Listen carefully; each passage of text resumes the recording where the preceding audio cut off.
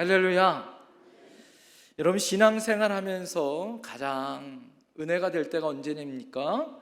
우리가 힘들고 어려울 때, 방황할 때, 지치고 넘어졌을 때 하나님이 나를 붙들고 계심을 우리가 깨달아지고 또 그것을 우리가 느끼고 경험할 때가 아니에요? 우리가 넘어지나 아주 넘어지지 아니함은 여호와께서 우리 손을 붙들고 계심이라. 할렐루야. 성경에서는 하나님이 우리 손을 붙들고 계신다라고 말씀하고 있습니다. 할렐루야. 오늘 하나님께서 이스라엘 백성을 사랑하시어 430년 동안 이스라엘 백성이 애굽에서 노예 생활 가운데 그들의 노역과 압제와 고통 가운데 있었던 모든 것, 그들이 그 고통 가운데 하나님 앞에 부르짖었던 그 부르짖음을 하나님은 들으셨고 하나님은 그것을 보셨고 아시는 분인 줄 믿습니다. 그래서 하나님은 그 백성을 구원하기 위하여 모세를 부르시죠. 지극정성으로 하나님은 광야 40년 미디안 광야 가운데 있었던 그를 호렙산에서 떨기나무 가운데 그를 불러 그를 설득하십니다. 무엇보다도 보잘것없는 지팡이를 던지라 뱀을 만들게 하시고 다시 뱀의 꼬리를 잡았더니 다시 지팡이로 바뀌어지는 도저히 비상식적이고 이해할 수 없는 경험을 이 모세를 통하여 하게 하시죠. 그것을 통하여 하나님은 분명히 약속하신 것이 있습니다. 그것이 무엇일까요? 한번 따라해 보시겠습니까? 내가 너와 함께 한다. 내가 너를 붙들어 줄 것이다. 너는 나만 믿으면 된다. 이런 하나님의 약속을 그에게 심어 주셨어요. 여러분, 얼마나 이것이 의심되어지고 혼연단신으로 그 당시에 가장 강대국이었고 최첨단 무기와 또 문명을 가지고 있었던 애굽에 가서 바로 앞에 서서 이스라엘 백성을 내보내라고 말할 수 있는 용기가 어디 있겠어요? 하나님이 함께 해주겠다라는 마른 막대기 같은 너가 하나님의 은혜로 하나님의 능력으로 위대한 하나님의 도구로 쓰임받을 거다라는 것을 보여주셨어요. 여러분, 모세가 그 믿음을 가지고 바로에게 찾아가죠. 당당하게 바로에게 가서 뭐라고 얘기합니까? 하나님께서 말씀하셨다. 내 백성 이스라엘을 내보내라. 이렇게 담대하게 바로에게 말합니다. 자, 그랬으면 하나님의 약속대로 내가 너와 함께 하겠다. 내가 너를 붙들어 주겠다. 너는 나만 믿으면 된다. 내가 모든 것을 할 수 있어. 앞으로 내가 너를 책임져 줄 거야 라고 하나님이 약속했다면 바로가 어떻게 해야 돼요? 하나님이 그렇게 하셨습니까? 제가 몰라 뵀네요. 그리고 빨리 어떻게 해야 됩니까? 이스라엘 백성을 내보내야 되는 거예요. 그랬더니 바로가 어떻게 합니까? 콧방귀도 끼지 않아요. 오히려 우습게 봅니다. 모세의 기대와는 전혀 다른 처참한 결과가 나타나요. 출애굽기 5장 4절부터 9절에 보면 이런 이 모세가 나와서 그렇게 바로 앞에 내 백성을 내보내라고 그랬을 때 바로가 있었던 반응이 무엇이냐면 애굽 왕이 그들에게 이르되 모세와 아론아 너희가 어찌하여 백성의 노역을 쉬게 하려느냐 가서 너희의 노역이나 하라. 가서 너는 일이나 해라. 이렇게 얘기합니다. 그러면서 이렇게 얘기합니다.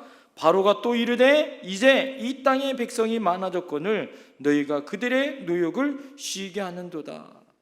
바로가 그 날에 백성의 감독들과 기록원들에게 명령하여 이르되 너희는 백성에게 다시는 벽돌에 쓸 집을 전과 같이 주지 말고 그들이 가서 스스로 집을 짓게 하라. 또 그들이 전에 만든 벽돌의 수요대로 그들에게 만들게 하고 감하지 말라. 이렇게 이야기합니다. 그들이 게으름으로 소리를 질러 이르기를 우리가 가서 우리 하나님께 제사를 드리자 하나니 우리를 내보내달라는 것은 그들이 게을러서 그렇게 내보내달라는 거예요. 그래서 어떻게 합니까? 그 사람들의 노동을 무겁게 함으로 수고롭게 하여 그들로 거짓말을 듣지 않게 하라, 이렇게 얘기합니다. 여러분, 이것은 모세의 기대와는 정반대, 오히려 바로는 완강하고 더 포악해지죠. 벽돌을 만드는데 집을 넣어야 되는 게 필수품이에요. 여러분, 옛날에 우리나라에도 벽돌로 흙으로 만들었잖아요. 옛날 저희 외할머니 집이 가니까 화장실이 이 벽돌로 만들었어요. 근데 보니까 집으로 이렇게 엮어가지고 만들어요. 또 한쪽은 수수깡으로 대를 만들어가지고 거기다가 흙을 발라가지고 그렇게 만들었어요. 그러니까 집을 넣고 이 벽돌을 만들지 않으면 이 벽돌이 금방 으스러지는 거예요. 그러니까 아무리 그것을 집을 넣지 않아서 벽돌을 만들어도 곧 으스러지니까 처음부터 다시 만들어야 되니까 어떻게 해서든지 집을 구하여서 벽돌을 구해야 하는 거죠. 나중에는 곡초와 또 구루터기를 가져다가 만들어 그 수량을 채워야 하는 것입니다. 당연히 노동의 시간이 길어졌겠죠. 그죠? 잠잘 시간이 줄어들었고 집에 들어갈 시간도 없고 밥 먹을 시간도 없이 바쁘게 어떻게 돼요? 그전엔 집을 주었지만 이제 집도 구해야 되니까 훨씬 더 큰 노동력과 심한 불평이 나오기 시작하더라라는 거예요. 이제는 여유마저 없습니다. 이제 이 재난을 누구 때문에 이 재난이 일어났는지를 여러분 그들이 바로는 알게 했다라는 거죠. 그들은 누가 이 재난을 겪게 했다는 거예요? 바로 모세 때문에 그렇다라는 거예요. 너가 바로에게 찾아가지 않았으면 집은 우리가 얻어가지고 그 수량에 맞춰서 벽돌을 만들 텐데 이제는 집도 없이 그 수량을 맞추려고 하니까 너무 힘들고 어려운 거다라는 거죠. 이 백성들이 모세와 아론을 원망합니다.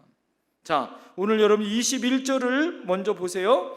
그들에게 이르되 너희가 우리를 바로의 눈과 그의 신하의 눈에 미운 것이 되게 하고 그들의 손에 칼을 주어 우리를 죽게 하는도다. 여호와는 너희를 살피시고 판단하시기를 원하노라. 하나님의 명령을 받고 하나님의 은혜로 순종했는데 오히려 역으로 모세가 더 큰 모멸감과 더 큰 원망과 불평을 듣습니다. 오히려 여호와가 너를 살펴 하나님이 벌 주셨으면 좋겠다, 이런 저주의 말까지 듣는 거예요. 모세의 자괴감과 모멸감과 우울감이 얼마나 컸을까요? 하나님의 뜻대로 내가 무엇을 하면 하나님이 쫙 인생의 길을 쫙 풀으신 것처럼 해결해 줘야 되는데 오히려 더 큰 어려움에 빠지는 거예요. 22절에 그래서 모세가 하나님 앞에 이렇게 항변하는 거예요. 다 같이 22절 말씀 오늘 본문 한번 읽어볼까요? 시작. 모세가 여호와께 돌아와서 아뢰되 주여 어찌하여 이 백성이 학대를 당하게 하셨나이까? 어찌하여 나를 보내셨나이까? 하나님, 어찌하여 더 큰 학대를 당하게 하고 어찌하여 하나님 나를 보내셨습니까? 라고 하나님 앞에 항변하는 거예요. 이 말은요, 지금 하나님이 얼마나 말도 안 되는 일을 하신지 아십니까? 이렇게 얘기하는 거죠.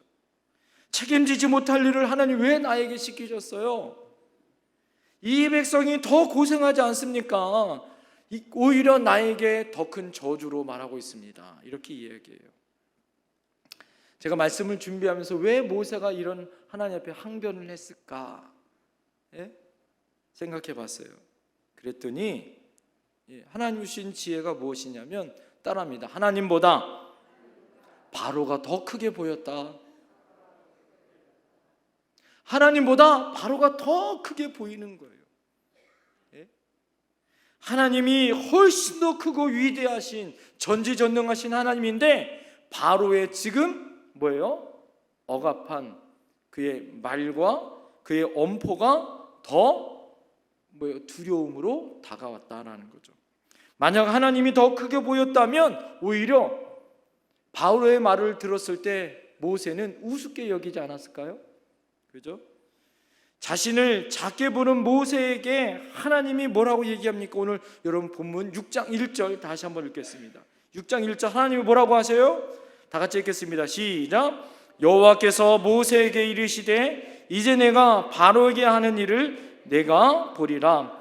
강한 손으로 말미암아 바로가 그들을 보내리라. 강한 손으로 말미암아 바로가 그들을 그 땅에서 쫓아내리라. 할렐루야. 오늘 여러분 대화 속에서 한 가지를 여러분 생각해 볼 것이 있죠. 그것이 무엇일까요? 모세는 사실 하나님을 아직 크게 경험한 적이 없다라는 거예요. 왜? 하나님보다 바로가 더 크게 보였을까? 하나님을 경험한 그런 기억이 많지 않더라라는 거죠. 하나님의 기억이라고는 가시떨기 나무 사이에서 조근조근 말씀하시는 하나님, 그죠? 자기를 설득하기 위하여 한껏 몸을 낮추시고 모세 자신에게 이것도 해주고 저것도 해주고 이렇게 설득하시는 그 하나님인 거예요. 예? 아직 여러분 모세는 하나님이 구름 기둥과 불 기둥으로 40년 동안 인도하시는 하나님의 그 은혜를 경험하지 못했어요. 하나님의 능력으로 너희는 가만히 있어 여호와가 하나님 됨을 보게 하는 뭐예요? 홍해를 가르시는 그 위대하신 하나님을 아직 경험해보지 못했더라 이거죠. 그가 손을 들면 이스라엘이 이기고 손을 내리면 아말렉이 이기는 그 모든 전쟁의 승패가 하나님께 있다라는 사실을 경험해보지 못했다라는 거예요. 반석을 치면 그곳에서 하나님의 은혜로 물이 쏟아지는 그 은혜를 경험하지 못했어요. 그리고 우리가 곧 있을 바로가 하나님의 은혜로 모세와 아론을 통하여 10가지의 무서운 재앙이 내릴 것을 또한 몰랐죠. 마지막 10번째 재앙, 장자의 죽음이 모든 애굽 전역에 임할 것을 그 하나님의 위대하신 하나님을 그는 경험해 보지 못했다라는 거예요. 그러니까 모세는 하나님은 작아 보이고 힘과 권력이 있는 바로는 커 보이는 거예요. 예전에 제가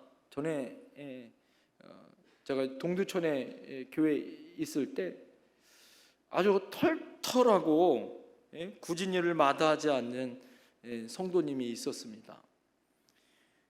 나중에 그분이 하는 회사에 신방을 간 적이 있어요. 우리가 너무나도 잘 알고 있는 아주 굴지의 회사의 대표셨어요. 영창학교 회장님이셨습니다.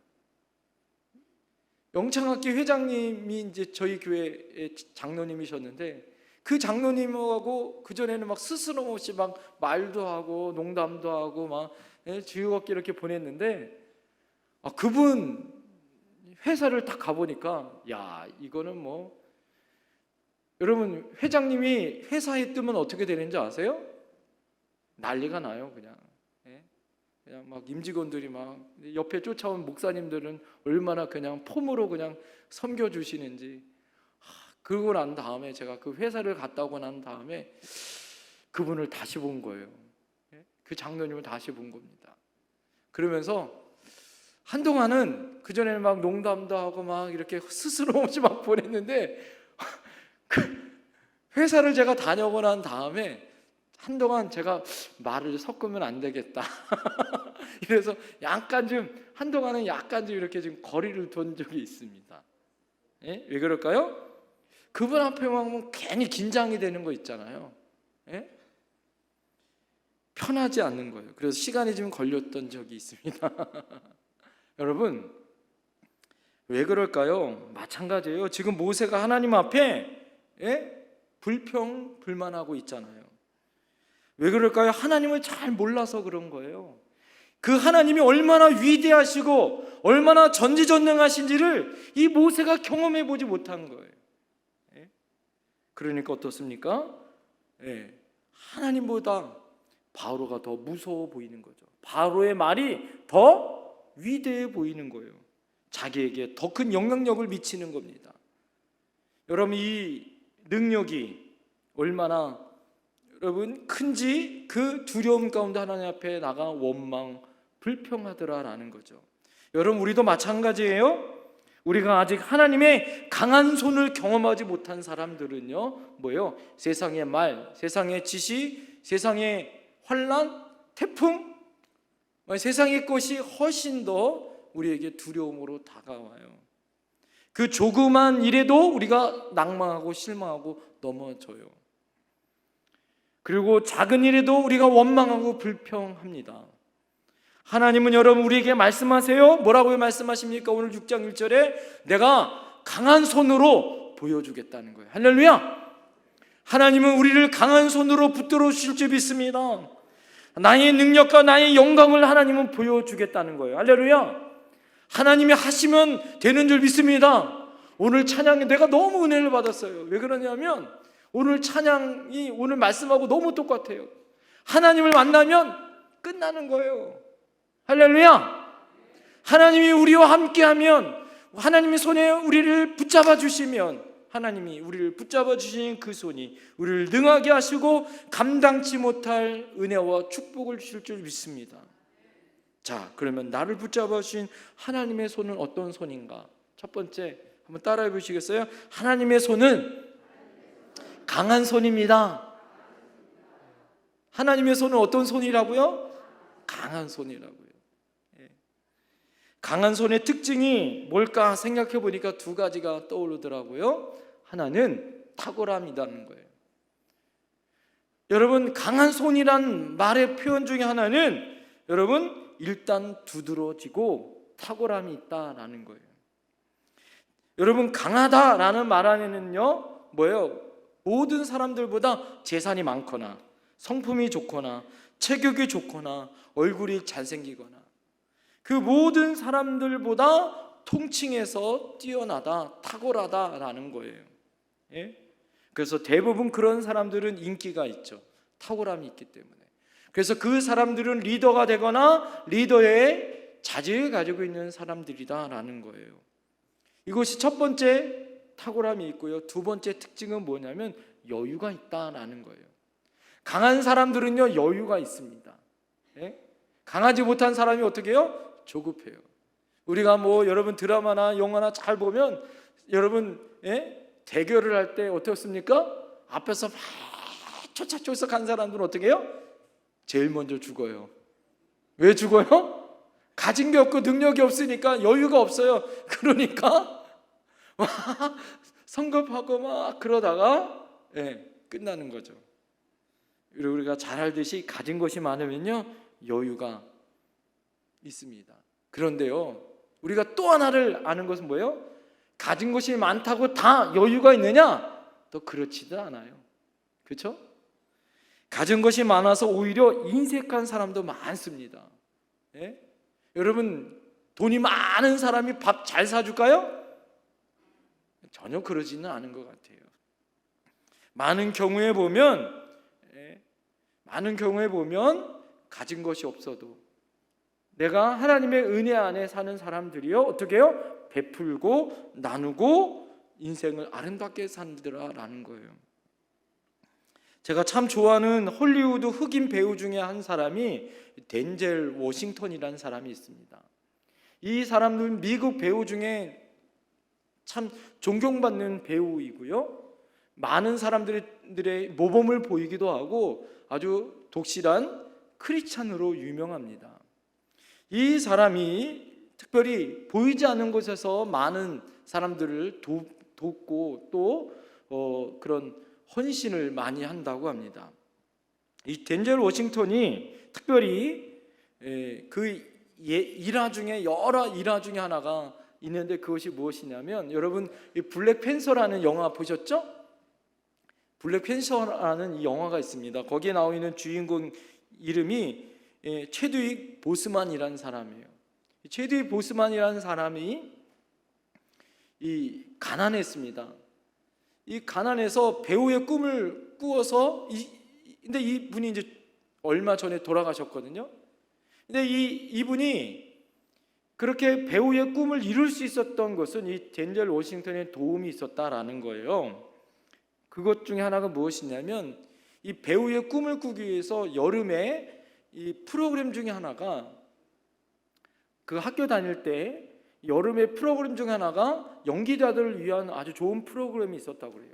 근데 이 체드리 보스만이란 이 사람은 돈이 없었기 때문에 그 프로그램에 가지 못했다는 거예요. 그런데 어느 익명의 도움을 준 분이 그를 그 프로그램에 보내서 연기자로 잘 훈련되어지게 했다는 거예요. 나중에 뒤로 알고 보니까 그게 누구예요? 덴젤 워싱턴이 그 학비를 대주었다는 거예요. 나중에 그 사실을 알았던 이 체드윅이 나중에 어떻게 되냐면 그가 블랙팬서 시사회장에 덴젤 워싱턴하고 만났다고 합니다. 그래서 이 체드윅이 이 덴젤 워싱턴에게 가서 얘기했대요. 당신 때문에 내가 연기자로서 공부를 할 수 있었고 꿈을 키울 수 있었던 그런 은혜를 내가 입었다라고, 그러면서 너무 감사하다고. 그래서 내가 이렇게 블랙팬서의 주인공으로 이렇게 쓰임받는 그런 사람이 되었다고, 그러면서 이렇게 감사 인사를 했다고 합니다. 자, 그럴 때 덴젤 워싱턴이 장난스럽게 이렇게 얘기했다는 거예요.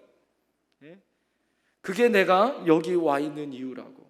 당신에게 나한테 빚은 빚 갚을 그런 지금 시간을 내가 가지려고 내가 이 시사회장에 와 있다고, 이런 이야기를 해줬다라는 거예요. 사랑하는 성도님들, 덴젤 워싱턴이 이런 미담 한두 개가 아니죠. 저는 그 배우를 그래서 참 좋아합니다. 왜 그럴까요? 정말 강한 사람이지만 여유를 갖고 있었던 사람이기 때문입니다. 여러분, 하나님도 마찬가지예요. 하나님도 모세 앞에서 깐족거리는 이 바로가 무서워할 필요가 없는 거죠. 왜 그래요? 하나님은 여전히 여유가 있는 분이에요. 왜 하나님이 이스라엘 백성이 고통을 당하고 아픔을 당함에도 하나님 가만히 계셨을까요? 하나님은 어떤 분이라고요? 여유가 있는 분이에요. 하나님은 전지전능하신 분이에요. 오늘 여러분 찬양 가운데 하나님을 만나면 끝장나는 거예요. 끝나는 거예요. 하나님을 만나면 모든 것이 해결되어져요. 할렐루야. 그래서 하나님은 여유가 있는 거다라는 거예요. 하나님은 능력이 없어서 못해서가 아니라 하나님은 너무 강하시기 때문에 여유가 있다라는 거예요. 할렐루야. 사랑하는 성도님들, 여유가 있는 하나님을 우리가 따라합니다. 오해하지 말자. 하나님을 오해하면 안 돼요. 하나님을 알지 못하고 그래서 체념하고 불평하는 것이 아니라 뭐예요? 여유 많으신 하나님에게 끝까지 우리가 어떻게 해요? 함께 해야 되고 그 능하신 하나님의 손에 붙들리는 삶을 살아야 합니다. 오늘 그래서 하나님 뭐라고 얘기해요? 나의 강한 손으로 말미암아 보여주겠다는 거예요. 사랑하는 성도님들, 우리에게 탁월함 동시에 여유가 있는 이 하나님이, 강하신 하나님이 우리를 붙들어 주실 줄 믿습니다. 하나님의 은혜로 여러분 우리를 붙들어 주신 그 하나님의 손이 여러분 우리를 일으켜 주실 줄 믿습니다. 하나님이 여러분을 붙들어 주세요. 할렐루야. 하나님은 우리의 문제를 해결해 주실 여유가 있는 분인 줄 믿습니다. 그분께 기도하기만 하면, 그분 손에 붙들리기만 하면, 그분과 함께 하기만 하면 하나님이 우리의 문제를 해결해 주실 줄 믿습니다. 이게 믿음의 사람이더라라는 거예요. 여러분, 이 하나님의 손을 경험한 사람들은 또 하나님 우리에게 두 번째 무엇을 말씀하시냐 따라합니다. 하나님의 손이 우리를 단련시키십니다. 여러분, 하나님의 손이 우리를 단련시킨다는 거예요. 하나님의 손이 원수에게만 하나님이 거칠게 그렇게 다루시는 것뿐만 아니라 하나님의 손으로 우리를 거칠게 훈련시키시고 단련시키신다라는 거예요. 어떻게 해요? 하나님 우리를 정금처럼 불순물을 빼시고 하나님은 정금처럼 드러나게 하여 하나님 황금처럼 빛나는 인생 만들어 주실 줄 믿습니다. 여러분 6장 1절 다시 한번 읽어볼까요? 6장 1절 시작. 여호와께서 모세에게 이르시되 이제 내가 바로에게 하는 일을 내가 보이리라. 강한 손으로 말미암아 바로가 그들을 보내리라. 강한 손으로 말미암아 바로가 그들을 그 땅에서 쫓아내리라. 할렐루야. 오늘 하나님이 콕 집어서 이스라엘 백성, 아니 모세는 이런 생각을 아마 가졌던 것 같아요. 모세가 바로에게 찾아갔을 때 내 백성을 내보내라. 그러면 하나님의 은혜로 바로가 알았다. 그리고 가나안 땅까지 호의해서 좋게, 그래서 가나안 땅에 딱 들어가는 그런 양탄자가 쫙 깔려 있고 대로가 열려 있는 그것을 아마 상상했던 것 같습니다. 그러나 오늘 하나님 뭐라고 얘기해요? 그 땅에서 하나님 뭐 어떻게 한다고요? 쫓아낸다라고 표현해요. 하나님은 쫓아내신다는 거예요. 애굽 사람들이 이스라엘 백성을 귀히 여기는 것이 아니라 하나님 어떻게 해요? 쫓아낸다는 거예요. 이 말은 뭐냐? 교양도 없고 급하고 정신없이 내쫓는다라는 거예요. 하나님은 스스로 그들의 백성을 구원하시되 어떻게 해요? 하나님은 그들의 백성을 훈련시키고 단련시키신다라는 거예요. 여러분, 우리는 잔잔하고 고요한 바다를 우리는 꿈꿔요. 하지만 하나님은 우리를 풍랑 가운데, 바다 가운데 여러분 두시는 경우도 있더라라는 거죠. 예수님이 제자들에게 그렇게 훈련시키잖아요. 그죠? 그들은 어부지만 하나님이 풍랑 가운데 그들을 내버려 두시더라라는 거예요. 왜 그래요?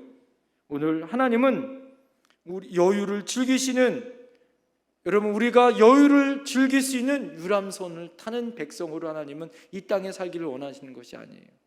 제가 지난 휴가 때 서울 올라갔을 때 우리 아이들과 유람선을 탔어요. 유람선 타면 뭐예요? 일하는 사람 누구만 일해요? 직원들만 열심히 일해요. 탄 사람들은 뭐예요? 좌우 구경하면서 뭐예요? 예? 우리 뭐 인천에는 새우깡 주는데요, 여기는 뭐 주는지 아세요? 한강에는 그 멸치 주더라고요. 큰 멸치 주더라고요. 멸치. 그 즐기는 사람들은 비둘기한테 멸치 주는 거예요. 멸치 주는 거. 즐기고 노는 거예요. 하나님은 우리를 이 땅에서 즐기고 놀라고 부르신 것이 아니에요. 하나님은 우리에게 분명한 목적과 사명으로 하나님 우리에게 따릅니다. 구조선을 타게 하셨다. 전투함을 타게 하셨다. 여러분, 하나님은 이 땅에서 그 어둠의 권세와 싸워 이길 수 있는 전투함, 세상에 죽어가는 영혼을 구원할 구조선을 타게 하신 줄 믿습니다. 그래서 뭐예요? 그것에 합당한 사명을 감당하는 거예요. 여러분, 구조선 전투하면은요 교양 없어요. 왜요? 생명을 살려야 해요. 급박합니다. 정신없어요. 수시로 일이 벌어집니다. 그것이 하나님의 강한 손으로 우리를 부르신 이유다라는 거예요. 찬송가 373장 1, 2절 가사에 이런 가사가 있습니다. 고요한 바다로 저 천국 향할 때 내가 주 내게 순풍을 주시니 참 감사합니다. 큰 물결 일어나 나 쉬지 못하나 이 풍랑으로 인하여 더 빨리 갑니다. 하나님이 나에게 큰 풍랑으로 인하여 더 빨리 가게 하신다는 거예요. 할렐루야. 여러분, 우리가 천국 가는 그 길 안에, 우리 그 여정 안에 풍랑이 있어요. 어려움이 있어요. 고난이 있어요. 그렇지만 하나님이 이 고난을 통하여 정신 차리게 하시고, 할렐루야, 우리에게 하나님의 은혜 가운데 살게 하고 이 풍랑 덕분에 더 빨리 가는 하나님의 감사의 조건을 하게 하시더라. 할렐루야. 그래서 어떻게 합니까? 결국에는 우리 입에서 뭐가 나오게 해요? 감사가 나오게 한다라는 거예요. 여러분, 감사는 하나님이 크심을 인정하는 최고의 신앙 고백입니다. 할렐루야. 하나님은 바로보다 크세요. 이 세상 그 어떤 권세와 권력보다 큰 줄 믿습니다. 우리가 당하는 그 어떤 고난과 어려움보다 크신 분이에요. 할렐루야. 오늘 예화 하나만 하고 말씀 마칠게요. 우리가 병원에 가면 아주 저렴한 진료 가운데 하나가 엑스레이 검사 받죠. 그죠? 엑스레이 검사 받는데 X선은 독일 물리학자였던 린티겐이라는 사람이 발견을 한 거예요. 음극선이 이 금속판에 쏘는 실험을 하다가 이 음극선관에 강한 빛이 나오는 것을 알게 되어집니다. 그래서 자기 아내가 이 음극선 안에 손에 있는 뼈를 비치는 것을 그때 발견해요. 그래서 이 엑스레이를 받습니다. 그리고 이 발견으로 인하여 제1의 노벨 물리학상을 이 렌트겐이라는 사람이, 독일 사람이 받아요. 그런데 이 광선의 이름을 왜 여러분 보통 발견한 사람의 이름을 짓잖아요, 그죠? 근데 왜 엑스레이라고 졌을까요? 찾아보니까 이 사람은 많은 과학자들이 이 케플러의 법칙, 도플러의 법칙, 뉴턴 1법칙 이렇게 자기 이름을 붙이는데, 이 렌트겐이라는 사람은 어떻게 했냐면 이 자신의 이름을 렌트겐 선, 이렇게 엑스레이 선이라고 부르지 않고 렌트겐 선이라고 부를 수 있는데, 이것을 모든 사람들에게 그 모든 연구의 결과와 보고를 무료로 쓸 수 있도록 이 사람이 내려놔요. 엄청난 부자로 이분이 살 수 있었습니다. 그것들을 포기합니다. 여러분, X선은 이미, 이 사람이 뭐라고 얘기하냐면 X선은 이미 존재하는 광선이다라는 거예요. 하나님이 만드신 존재하는 광선이다라는 거예요. 자기는 이미 존재하는 광선 중에 성질 중에 하나를 발견했을 뿐이다 라고 이야기합니다. 그러면서 하늘의 별 중에 하나를 발견했다고 해서 하나님이 만드신, 조물주가 만드신 그 별이 내 것이 될 수는 없지 않느냐라고 이 사람이 고백한다는 거예요. 그러면서 렌트겐이 특허 신청을 하지 않고 모든 사람이 쓸 수 있는 광선으로 엑스레이라는 이름을 지어서 자기 이름을 뺍니다. 그리고 지식과 정보를 무료로 배포해요. 여러분, 왜 이런 결정을 했을까요? 그가 하나님을 알았기 때문이에요. 그는 그저 하나님이 크고 위대하심에 자기가 그것을 발견한 것에 감사했다라는 거예요. 여러분, 렌트겐이 그런 결정을 내릴 때, 그 노벨 물리학상을 받을 때, 그 당시에 이 카이저 베를름 2세라는 이 왕이 그를 치하하면서 이런 얘기를 합니다. 짐은 우리의 조국 독일의 인류를 위한 커다란 축복이 될 새로운 과학의 승리를 안겨준 하나님을 찬양합니다. 사랑하는 성도님들, 결론은 뭐예요? 감사예요, 감사. 여러분, 우리 안에 하나님이 강하신 손으로 우리에게 진짜 하나님이 원하시는 건 뭐냐? 하나님의 은혜 안에 하나님의 강한 손으로 우리를 단련시키신 후에 하나님은 여유롭게 우리에게 감사와 영광을 돌릴 수 있는 은혜를 베풀어 주시는 분인 줄 믿습니다. 하나님 구원을 완성하시고 여러분의 인생을 복되게 해주실 줄 믿습니다. 그런 하나님 앞에 감사할 수 있는 저와 여러분들이 되어야 할 줄 믿습니다. 기도하겠습니다.